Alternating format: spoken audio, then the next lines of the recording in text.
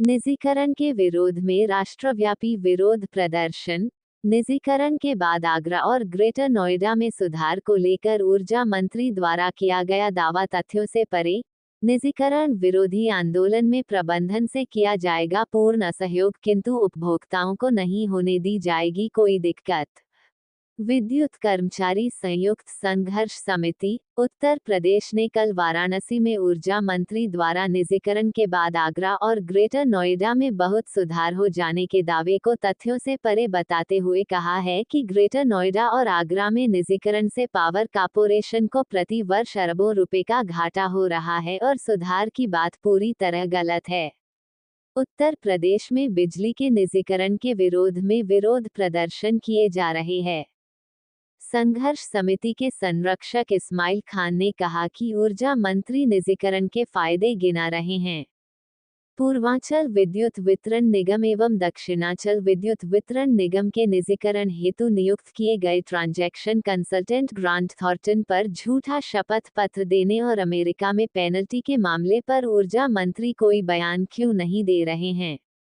माननीय मुख्यमंत्री योगी आदित्यनाथ जी की भ्रष्टाचार पर जीरो टॉलरेंस की नीति है। इसके बावजूद पूर्वांचल विद्युत वितरण निगम एवं दक्षिणांचल विद्युत वितरण निगम के ट्रांजैक्शन कंसल्टेंट की नियुक्ति में ही भ्रष्टाचार हो रहा है। अर्थात निजीकरण की सारी प्रक्रिया की बुनियाद में ही भ्रष्टाचार है। ऊर्जा मंत्री को इस पर तत्काल कार्यवाही करनी चाहिए।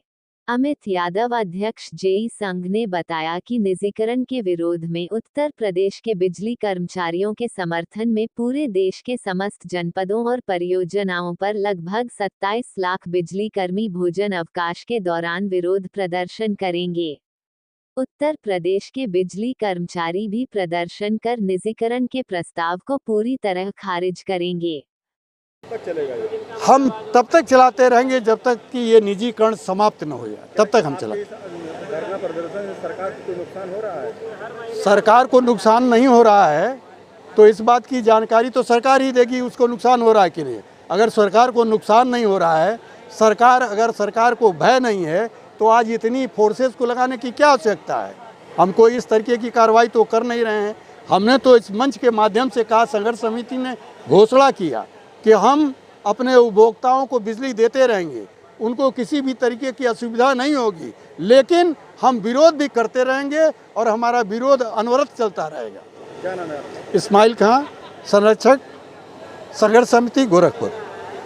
आगे की जो रणनीति वो किस प्रकार चल रही है? देखिए, हम लोग का आज से अनिश्चितकालीन कार्य बहिष्कार होना था, लेकिन बढ़ती गर्मी को देखते हुए उपभोक्ताओं के हित में हम लोगों ने ये अनिश्चितकालीन बहिष्कार का स्थगन किया है, क्योंकि उपभोक्ता हित हमारे लिए सर्वोपरि है।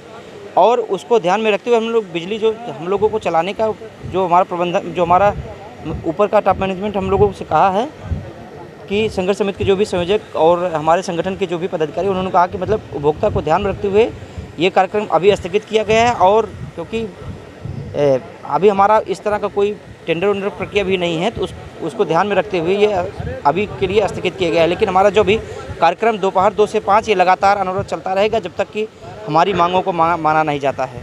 आज का कार्यक्रम जो है 2 से 5 ही है कि नहीं, आज दिन भर का कार्य हमारा विरोध सभा है। इसके बाद कल से हमारा 2 से 5 दिन भर का कार्यक्रम रहेगा। 2 से 5 कल से लगातार चलेगा। क्या नाम है आपका? अमित यादव, जिलाध्यक्ष जय संगठन।